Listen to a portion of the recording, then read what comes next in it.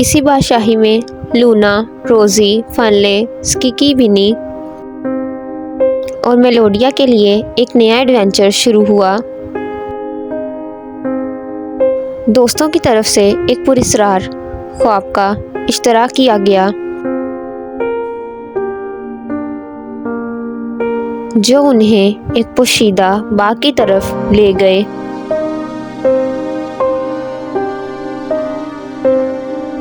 बाग जादुई फूलों से भरा हुआ था।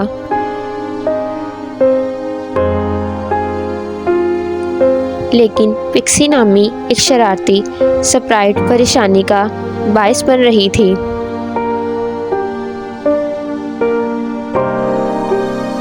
लूना, रोजी, फनले, स्किकी, विनी और मेलोडिया ने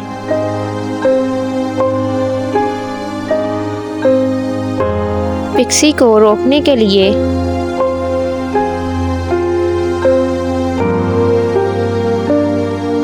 और बाग में अमन बहाल करने के लिए चैलेंज को बहादुरी से कबूल किया। वो डेज़ी नामी एक दोस्ताना परी से मिले जो उनकी तलाश में उनके साथ शामिल हुई। एक साथ वो बाग में घूमा करते, पहेलियां हल करते और रास्ते में बहुत से खतरात का सामना करते। जैसे ही वो गहरे सफ़र में गए,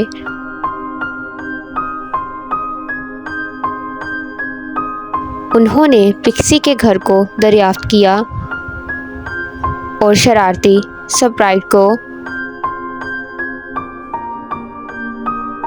पीछे छोड़ दिया। पिक्सी का जादू खत्म होने के साथ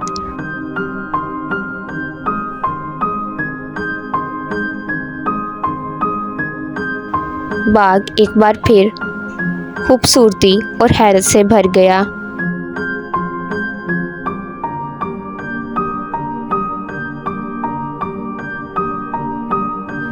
दोस्त बादशाही में वापस आए जिन्हें हीरो के तौर पर सराहा गया और दोस्ती की एक नई और कहानी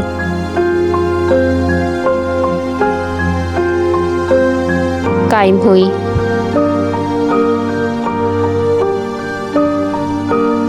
जिसने साबित किया